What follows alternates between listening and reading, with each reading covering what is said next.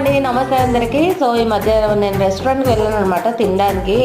First అయితే రెస్టారెంట్కి వెళ్ళగానే బాగా అబ్బబ్బా ఎన్ని ఐటమ్స్ కళ్ళ ముందు తిరుగుతూ ఉంటాయో, ఆలు ప్లేటు ఇల్లు ప్లేటు చూసేసరికి ఫైనల్లీ మనకు నచ్చిందే తీసుకోవాలనిపిస్తుంది. అది నిజం కదా. సో నేనైతే ఎప్పుడు రెస్టారెంట్కి వెళ్ళినా ముందైతే ఒక సూప్తో స్టార్ట్ చేస్తాను.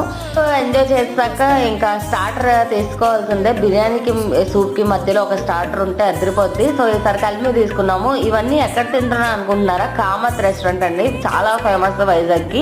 సో కామత్లో చాలా టేస్టీగా ఉంటుంది. సో అలాగే దాన్ని ఒక పట్టు పట్టేసి తర్వాత మెయిన్ కోర్స్కి వెళ్ళిపోయాను. ఇంకా మెయిన్ కోర్స్లో బిర్యానీ కంపల్సరీ.